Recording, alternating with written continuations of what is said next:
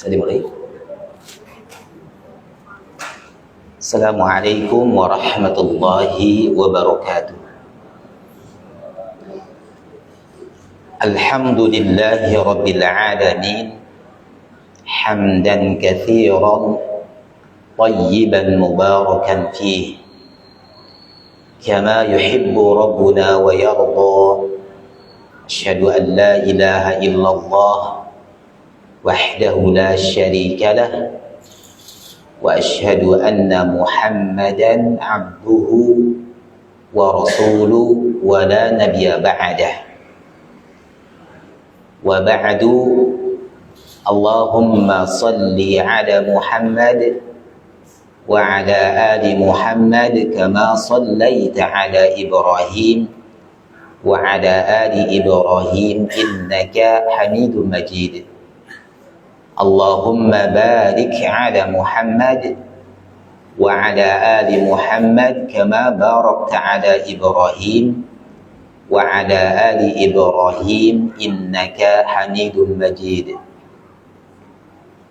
Bapak dan Ibu, akhwatal iman, jamaah salat maghrib rahimani wa rahimakumullah. Di bulan yang lalu kita sudah belajar mengenal sosok suami yang sosok suami yang buruk, yang jelek. Sudah disampaikan, seorang sosok suami yang jelek, yang buruk untuk istri dan anak-anaknya adalah kalau dia tidak memperhatikan agama keluarganya, tidak memperhatikan agama istrinya, tidak memperhatikan agama putra-putrinya. Maka dalam hal ini Allah Jalla wa Ala berfirman, qu anfusakum wa ahlikum nara. Jagalah diri kalian dan keluarga kalian dari api neraka. Maka kewajiban seorang suami adalah memberikan pengajaran agama kepada keluarganya. Permasalahan sekarang ini kan, para suami itu banyak yang tidak belajar agama. Ya, permasalahannya itu. Kalau kita tidak belajar agama, maka kita dipastikan tidak akan tahu mana perintah Allah dan mana larangan Allah Subhanahu wa ta'ala. Karena sesungguhnya menjaga diri kita dan menjaga keluarga kita hanya dengan dua cara. Cara yang pertama adalah kita mengerjakan apa yang diperintah oleh Allah Subhanahu wa ta'ala.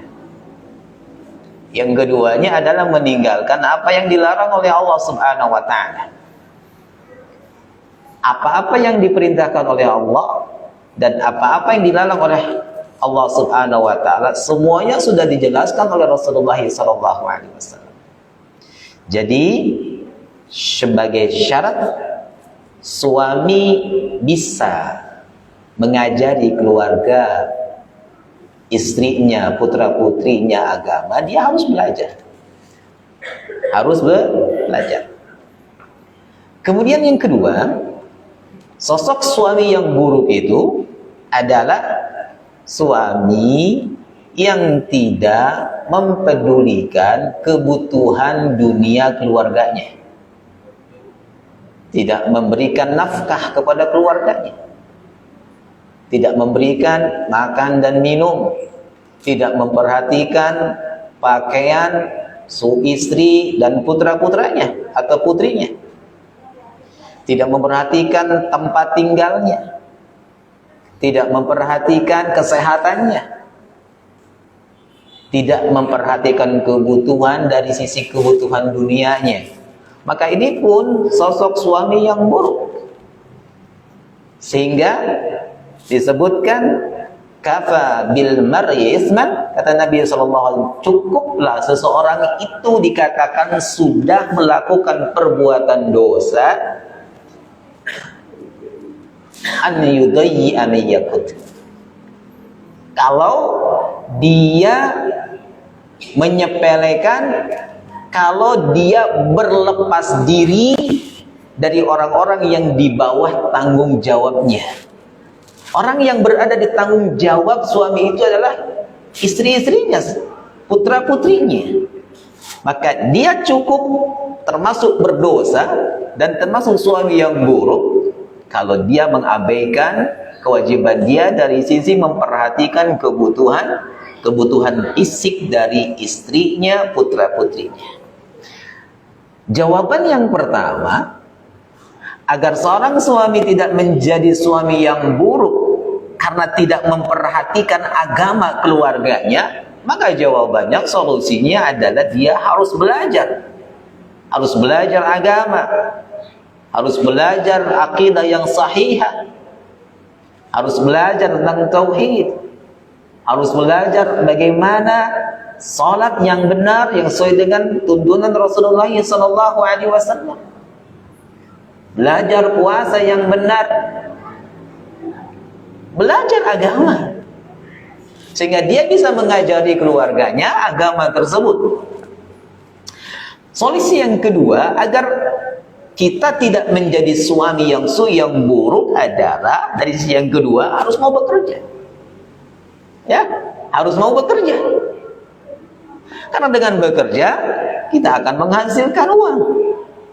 Sehingga kalau kita ditanya, seorang muslim itu ditanya, kenapa Anda bekerja? Kenapa Anda harus bekerja?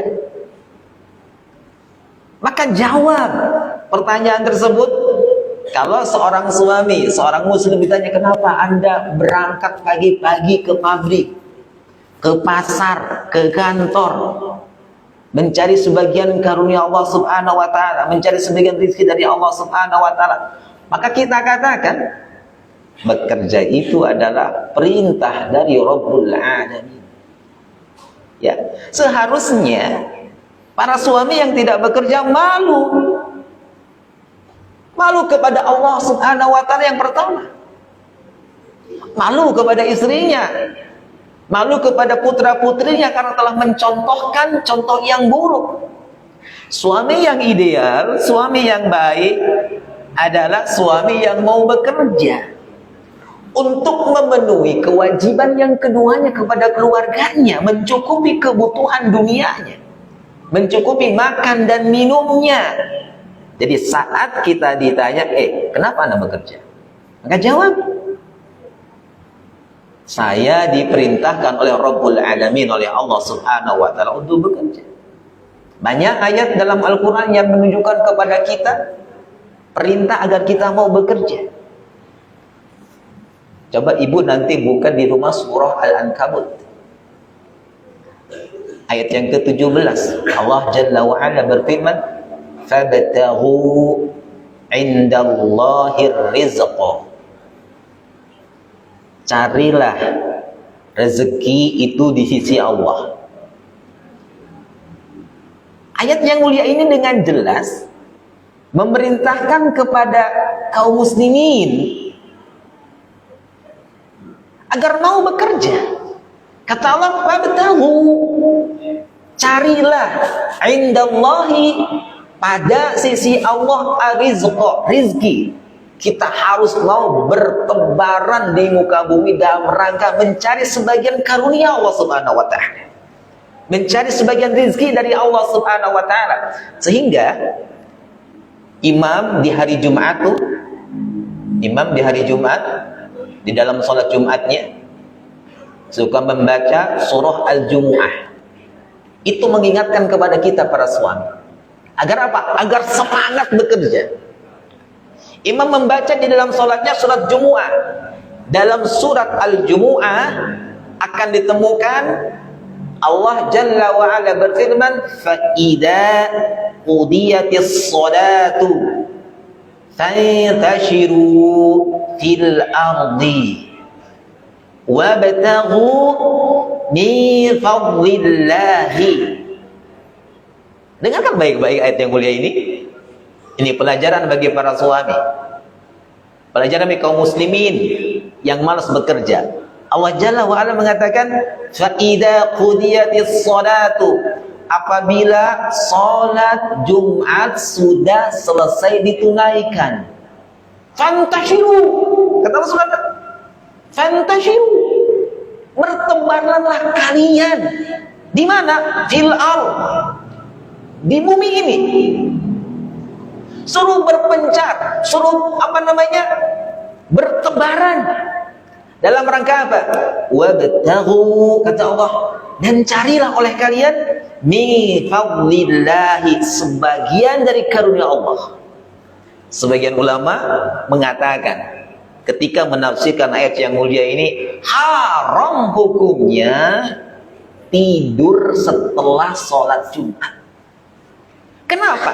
Karena ada kewajiban, ada perintah dari Allah Subhanahu wa taala untuk apa? Untuk bertebaran di muka bumi ini dalam rangka apa?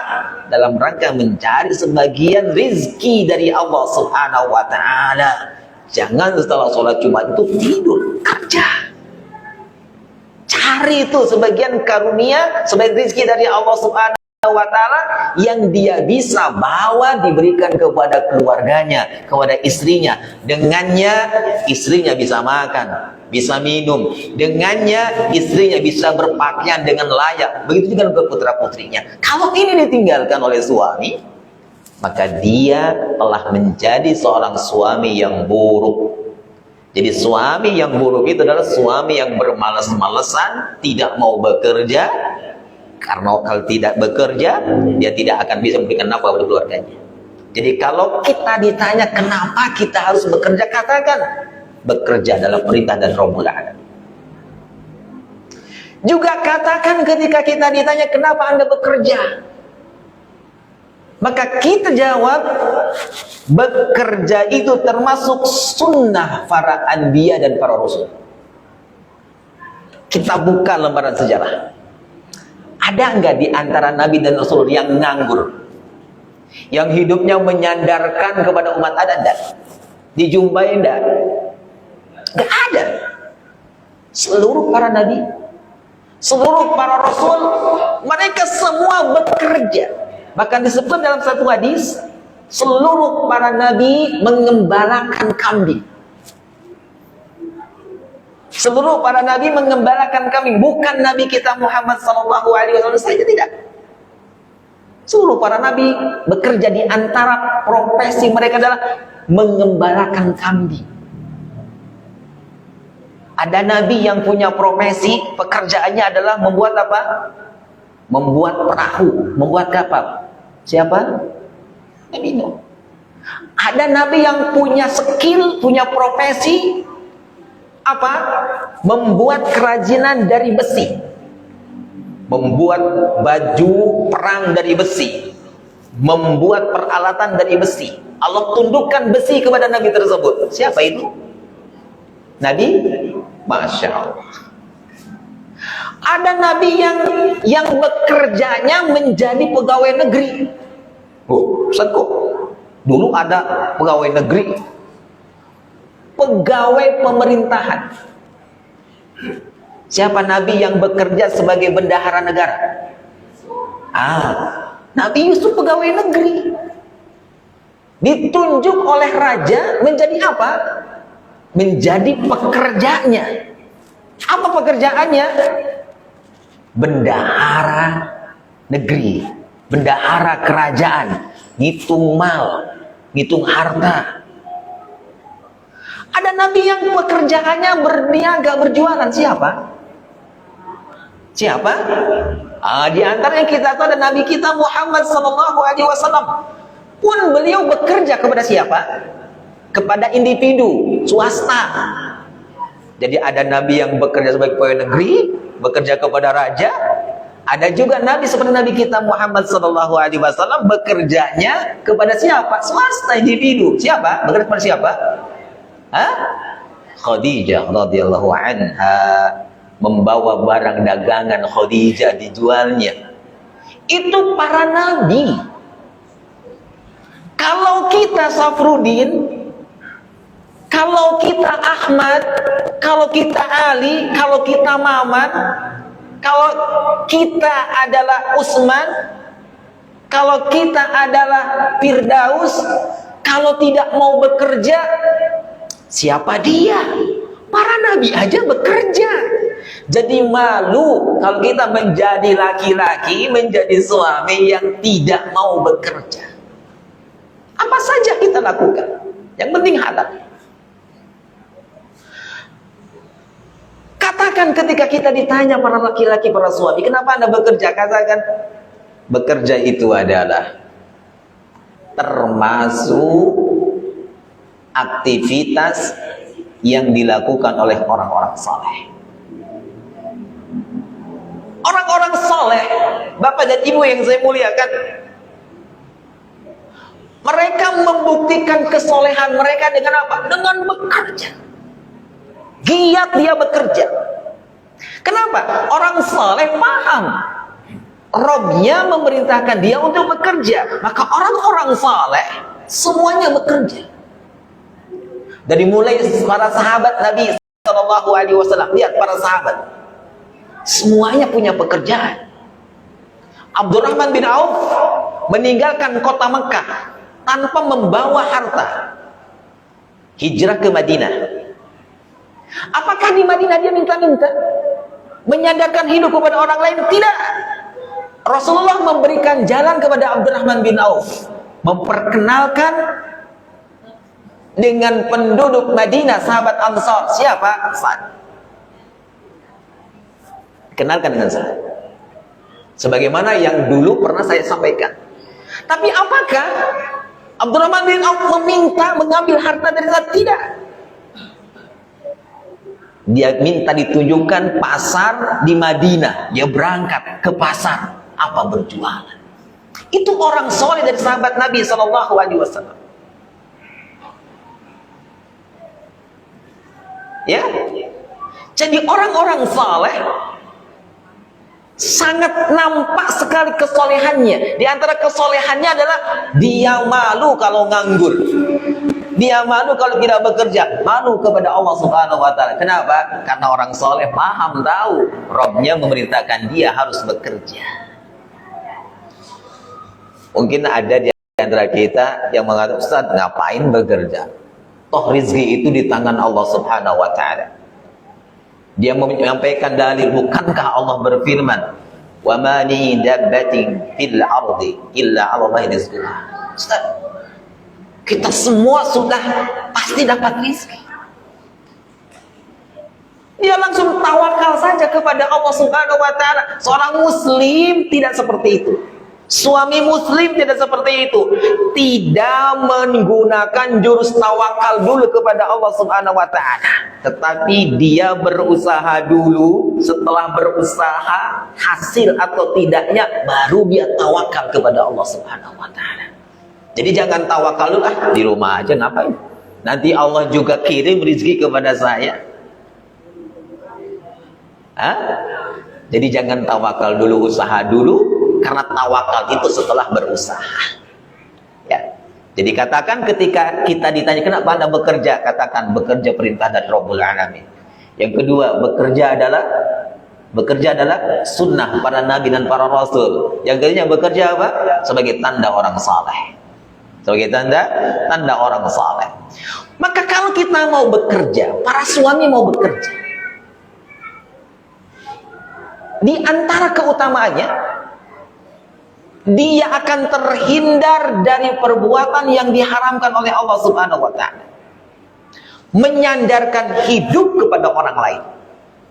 Meminta-minta, baik dikasih atau ditolak permintaan itu adalah perbuatan yang haram. Tidak ada di dalam kamus seorang muslim meminta apapun. Kenapa? Perbuatan meminta apapun itu diharamkan dalam agama kita. Ya, sampai-sampai Nabi SAW mengancam orang-orang yang suka meminta-minta kepada manusia. Kata Nabi SAW dalam sebuah hadis yang diriwayatkan oleh Imam Muslim, "Man sa'adan nasa," kata Nabi, barang siapa yang meminta kepada manusia amwalahum, harta mereka, takassuran fa inna ma yas'alu jamran falyastaqilla aw liyastakthir. Kata Nabi SAW, barang siapa yang meminta-minta kepada orang lain, kepada manusia, dengan tujuan memperbanyak kekayaannya, maka kata Nabi SAW, sesungguhnya dia telah meminta bara api. Terserah kepadanya apakah ia akan mengumpulkan sedikit atau banyak.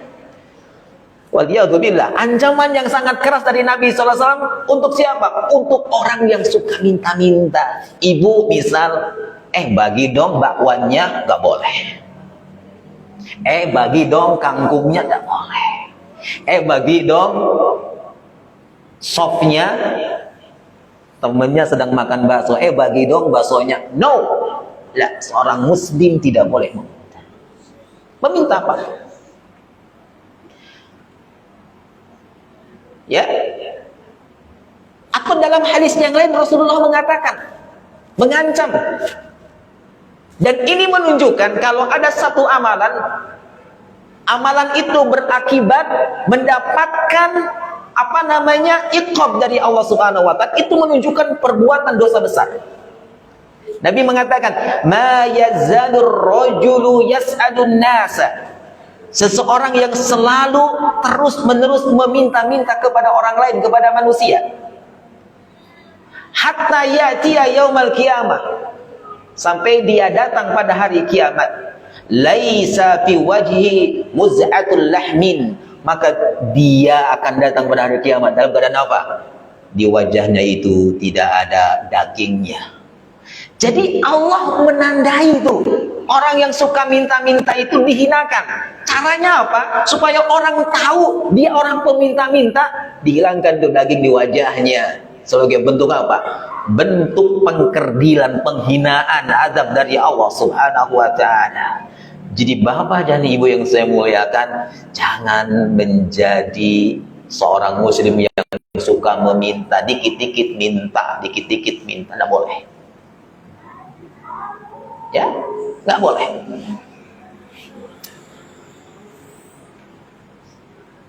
Tetapi bapak dan ibu yang saya muliakan, terutama para suami, jangan mentang-mentang Allah Subhanahu wa taala memerintahkan kita untuk bekerja, lantas kita sembarangan di dalam mencari sebagian karunia Allah Subhanahu wa taala, mengabaikan proses di dalam bekerjanya. Dia tidak memilih dan memilah, dia tidak mengabaikan caranya halal atau haram, merem dia. Maka termasuk suami yang buruk untuk istrinya, untuk putra-putrinya adalah bila suami ini pulang dari bekerja, pulang dari jualan, ulang dari usaha mencari sebagian dari rezeki Allah Subhanahu wa taala, tetapi dia bawa hartanya itu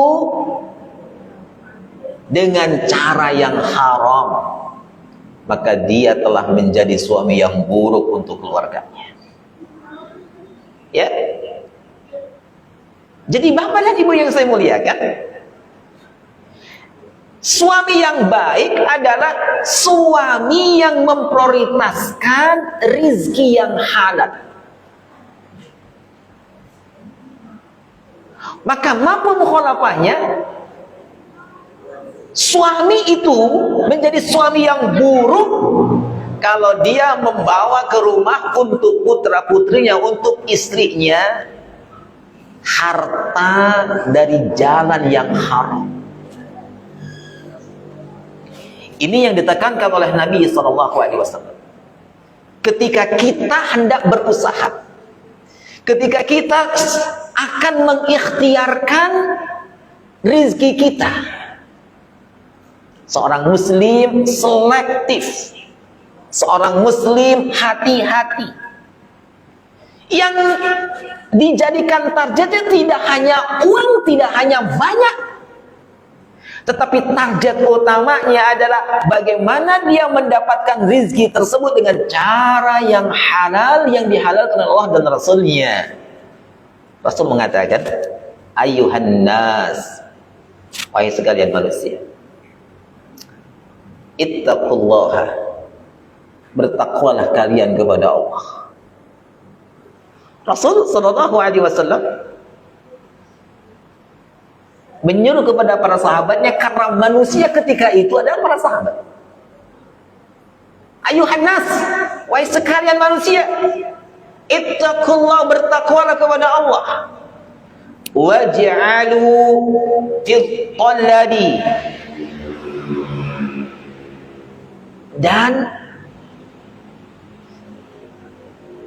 perbaikilah atau tempuhlah jalan yang baik di dalam mencari rezeki.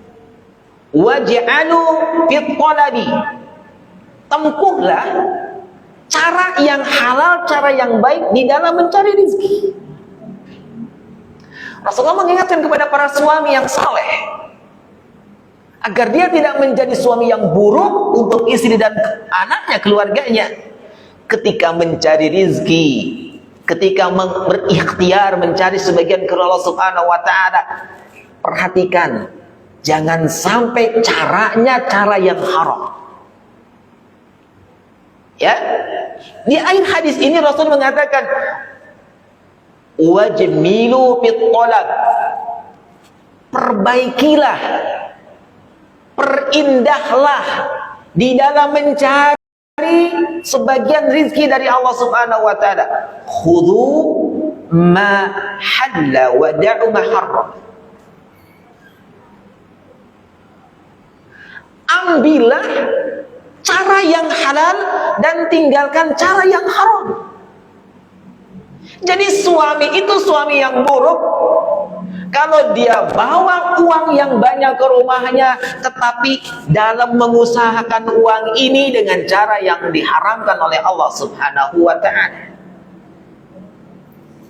Tapi di zaman kita sekarang ini, Bapak dan Ibu yang saya muliakan, zaman yang fitnah dunia ini luar biasa sekali kuatnya. Hampir sebagian, kebanyakan dari kaum muslimin tidak selamat dari fitnah dunia ini. Hanya orang yang dijaga, yang dikehendaki oleh Allah Subhanahu yang terbebas dari fitnah dunia ini. Nabi menginformasikan kepada kita, nanti itu akan datang satu zaman di mana di zaman tersebut diisi oleh manusia yang tidak memperhatikan bagaimana cara dia mencari rezekinya. Rupanya zaman yang disebutkan oleh Nabi itu, kita sudah berada di zaman itu. Kata Nabi, la ya'tiyanna.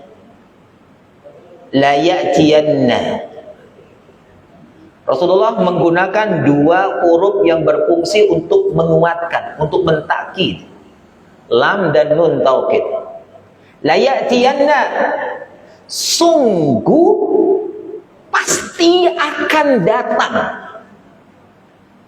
La ya'tiyanna, ada nasi kepada manusia zamanun, satu zaman. La yubalil mar'u bima akhadal mal, di mana manusia pada zaman tersebut adalah model manusia yang tidak peduli bagaimana ketika dia mengusahakan hartanya. Amil halali am minal harami, apakah dia mengusahakan harta itu dari yang halal, dari cara yang halal, atau dengan cara yang haram?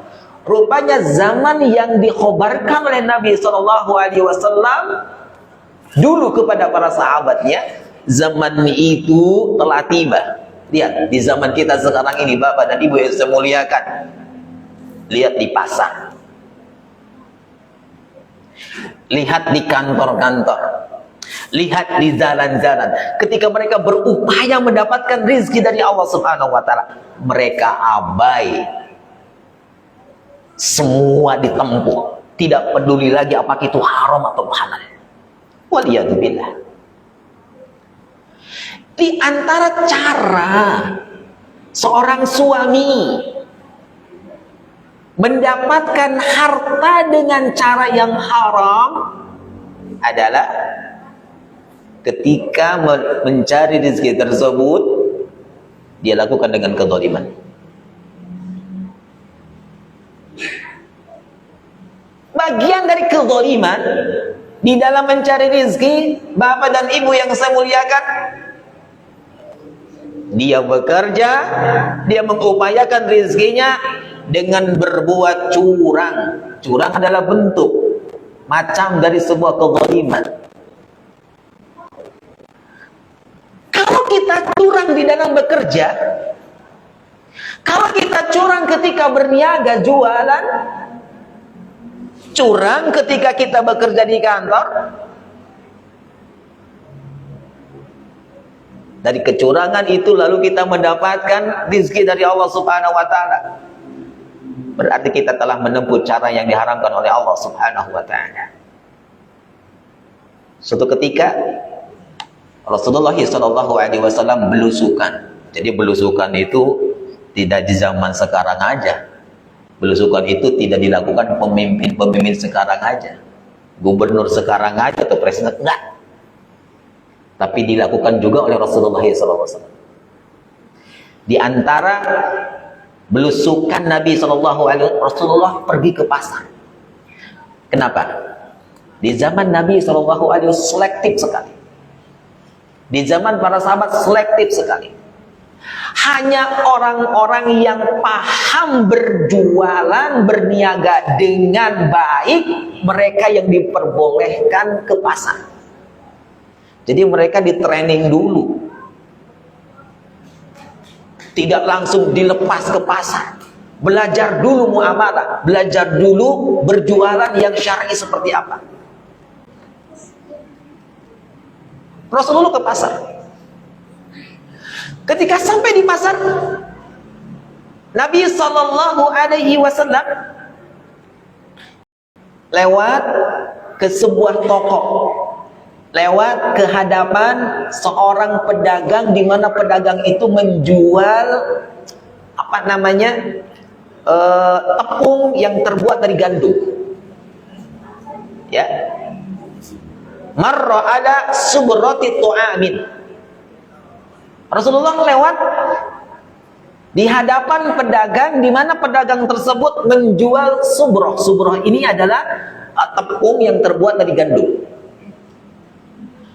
Fa'adkhala yadahu fiha. Maka Nabi SAW memasukkan tangannya ke dalam tumpukan tepung gandum tersebut.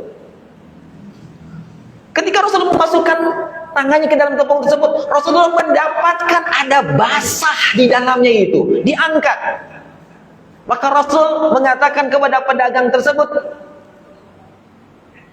apa Apa ini? Apa ini? Maka kata pedagang tersebut, ya Rasulullah, tepung itu terkena air hujan ya Rasulullah. Maka apa Nabi?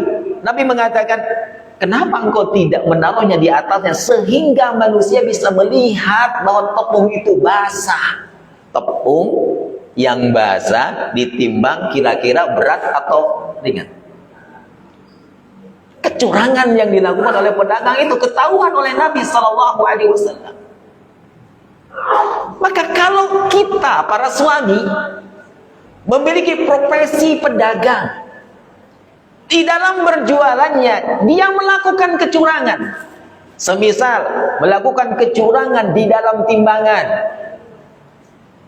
semisal curang dalam berjualan itu adalah menutup, menyembunyikan aib barang. Ibu-ibu jualan baju,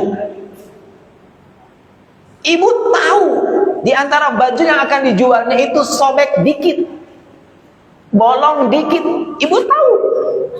Kemudian ada yang membeli baju tersebut, tidak dijelaskan aib baju tersebut, maka ibu di dalam berjualannya telah melakukan kecurangan, curang di dalam berjualan. Itu beresiko tinggi sekali. Nabi Shu'aib alaihissalam, ya, Nabi Shu'aib alaihissalam diutus kepada kaum apa? Kaum Madyan, kan? Kaum Madyan ini terkenal di dunia ini dan disebutkan di dalam Al-Quran. Satu kaum yang dia suka melakukan kecurangan di dalam berniaga, berjualan. Kaum Madyan ini satu kaum yang sangat terkenal suka berbuat curang dalam bertijarah, berjualan. Di antara bentuk kecurangan itu menyembunyikan aib, mengurangi timbangan. Maka Allah Subhanahu wa ta'ala mengadab dengan adab yang sangat keras sekali karena kecurangan mereka. Setelah Nabi SAW mengingatkan mereka, jangan melakukan kecurangan, jangan mengurangi timbangan, harus mentauhidkan Allah Subhanahu, mereka tidak ikut, tidak mendengar nasihat dakwah Nabi Shu'aib alaihissalam. Maka Allah Subhanahu wa ta'ala, yang pertama, Allah mengirimkan udara panas, hawa yang panas. Allah memberhentikan angin meniup, angin berhembus. Kan angin itu berhembus, kan? Allah hentikan. Allah mengirim hawa panas selama 7 hari 7 malam dan Allah menghentikan hembusan air, sehingga membuat kaum Madyan ini kepanasan. Di rumah salah, di kamar salah. Akhirnya apa? Akhirnya mereka mencari tempat terbuka. Harapannya mereka mendapatkan apa? Mendapatkan dingin, mendapatkan udara sepoi-sepoi yang meniup badannya. Tidak mendapatkannya. Akhirnya mereka pergi ke padang pasir. Mereka pergi ke padang pasir. Ketika mereka sudah sampai di padang pasir, maka mereka menjumpai di langit sana ada awan yang begitu gelap. Mereka senang, mereka bahagia. Sangka mereka itu Allah akan menurunkan hujan, akan turun hujan yang begitu besar. Akhirnya apa? Kaum Madyan ini berkumpul di bawah awan yang gelap itu. Makin gelap, makin besar, makin besar, makin gelap. Harapannya hujan segera turun agar mereka bisa mendinginkan badannya. Apa yang terjadi, Bapak dan Ibu yang saya muliakan? Allah Subhanahu wa ta'ala bukan yang menurunkan air hujan, tetapi Allah Subhanahu wa ta'ala menurunkan kepada kaum Madyan percikan api. Percikan api yang turun bukannya air, tetapi yang turun ada percikan api. Sudah kepanasan, kena dengan percikan api. Tidak cukup di situ adab yang Allah berikan kepada orang yang suka curang. Curang dalam hal apa saja, termasuk curang di dalam jualan, mengurangi timbangan, menyembunyikan aib. Tidak cukup diberikan hawa yang panas selama 7 hari 7 malam. Tidak cukup Allah menghujani mereka dengan percikan api. Maka Allah Azza wa Jalla membuat apa? Bumi tempat tinggalnya digoncangkan, dibolak-balikan oleh Allah Subhanahu wa taala. Ibu tahu lini? Kalau orang Kuningan sebutnya lini. Lini itu apa? Gempa. Pernah dapat gempa, Bu? Pernah. Gimana rasanya dapat gempa? Hah? Itu gempa kecil. Ini Allah membolak-balikan bumi kaum Madian. Dibolak-balikan. Tidak berhenti di situ azabnya. Allah Subhanahu wa taala mengirimkan suara yang sangat memekakkan telinga mereka. Mengirimkan suara yang begitu dahsyat, begitu tarinya, sehingga apa? Pecah kuping mereka, pekak kuping mereka. Jadi bisa ya, aturan mainnya seperti apa? Kata sampai bisa sudah. Jadi hati-hati para suami yang punya profesi sebagai pedagang, jangan menjadi pedagang yang curang. Di antara bentuk kecurangan pedagang itu adalah mengurangi timbangan, menyembunyikan aib. Kalau dia membawa harta, uang, hasil jualan yang di dalamnya ada kecurangan, berarti dia menyuapi istrinya, memberi makan putra-putrinya dengan harta, dengan makanan, dengan minuman yang haram. Bukan haram secara zatnya, tetapi haram karena cara mendapatkan harta tersebut diharamkan oleh Allah Subhanahu wa taala. Tetapi jangan tersenyum dulu, Ustaz, aneh bukan pedagang, selamat dari ini. Pun sama kalau Anda, para suami, profesi sekarang itu sebagai pekerja. Entah itu pekerja swasta, di perusahaan swasta, atau pekerja di pegawai negeri, di pemerintahan. Bukan berarti dia terselamat dari kecurangan. Lah, belum tentu dia selamat dari kecurangan. Dulu saya bekerja di sebuah perusahaan. Setelah lama bekerja, saya rasa, saya pertimbangkan, kan selain bekerja saya juga ngajar. Saya sakit, dirawat di rumah sakit. Ketika saya dirawat di rumah sakit, saya berpikir, kenapa saya sakit? Apakah sakit saya ini karena kelelahan saya bekerja di pabrik, atau karena lelah saya ngajar di luar? Saya tidak bisa memberikan jawaban. Apakah lelahnya karena bekerja di pabrik, atau lelah saya itu karena ngajar di luar, sehingga tired, capek, akhirnya saya sakit. Dari situ saya bicara kepada istri, sepertinya harus segera keluar dari perusahaan. Kenapa? Saya sampaikan seperti itu, didukung sama istri. Intinya khawatir ketika saya sakit, sakitnya karena saya banyak ngajar di luar, kemudian berobatnya ke rumah sakit. Rumah sakit ini menjadi rujukan perusahaan saya yang membayar perusahaan saya. Berarti saya telah melakukan kezaliman kepada perusahaan, kecurangan kepada perusahaan. Jadi jangan disangka para pekerja itu bebas dari kecurangan. Di antara bentuk kecurangan para pekerja adalah mengurangi jam kerja. Guru mengajar 7 jam seharinya, lalu dia gunakan setengah jam untuk main HP, untuk main FB, untuk googling yang tidak berkaitan dengan tugas sebagai gurunya. Berarti dia telah melakukan kecurangan. Wailul lil mutaffifin, kecelakaan besar bagi siapa? Mutaffif. Mutaffif itu apa? Orang yang melakukan kecurangan. Wail disebutkan kecelakaan besar. Abdullah ibn Abbas radhiyallahu anhu menafsirkan wail itu adalah sebuah lembah di dalam neraka jahanam, dialirkan ke lembah tersebut sungai-sungai dari seluruh neraka. Alirannya bukan air, tetapi alirannya adalah nanah dari seluruh penduduk neraka. Dialirkan ke sana.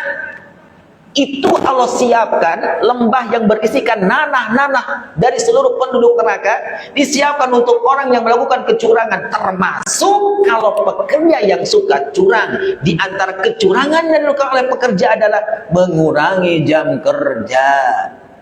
Dia tekan tanda tangan di akad awal, bekerjanya 7 jam. 1 jam dia izin keluar.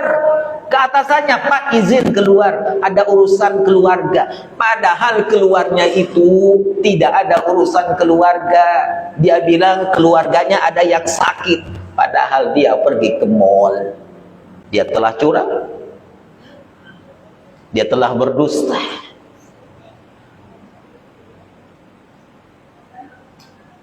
Hati-hati. Hati-hati. Ya, hati-hati. Karyawan, ketika kita menjadi profesi karyawan, jangan sampai mengurangi jam kerja. Kenapa? Kalau kita mengurangi jam kerja itu, idaqtadu 'alan nasi yastawfun. Kalau dia menerima takaran dari orang lain, pengennya yastawfun, pengennya pas atau dilebihin. Karyawan kalau gajian pengennya pas. Ada lemburnya 2,5 jam tidak dibayar, komplainnya luar biasa, keras sekali. Wa idza kaluhum awazanuhum yukhsirun. Tapi ketika dia memberikan takaran untuk orang lain, menimbang untuk orang lain, dia kurangi. Kalau gajian pengennya pas, sesuai, tetapi ketika dia mengurangi jam kerja, tidak mau dikurangi itu, berarti dia telah melakukan kecurangan. Curang ketika kita bekerja, curang yang dilakukan oleh seorang pedagang, menghasilkan uang, uangnya dibawa ke rumah, istrinya, putra-putrinya disuapi dengan hasil kecurangan tersebut, berarti dia telah menyuapi keluarganya dengan harta yang haram. Berarti ketika itu dia telah menjadi suami yang buruk, hartanya tidak berkah. Dia doa kepada Allah, doanya tidak akan diijabah. Salat isinya doa, salatnya tidak akan diterima oleh Allah Subhanahu. Sebabnya apa? Bukan karena dia makan yang haram secara zatnya, tetapi dia makan dari cara yang haram. Suami yang buruk adalah suami yang membawa hasil kerja dengan proses yang haram, seperti melakukan kecurangan. Yang berikutnya yang ingin saya jelaskan di pertemuan yang akan datang adalah di antara pekerjaan harta yang haram adalah kalau seseorang mengupayakan harta tersebut dengan cara riba. Riba sudah menjadi kebiasaan, sudah dijadikan sebagai perkara yang biasa. Insya Allah terkait dengan riba saya akan bahas di pertemuan yang akan datang. Barakallahu fikum. Subhanaka wa bihamdika asyhadu an la ilaha illa anta astaghfiruka wa atubu ilaik. Wassallallahu ala Muhammadin wa ala alihi wa ashabihi wa man tabi'ahu ila yaumiddin. Wassalamualaikum warahmatullahi wabarakatuh.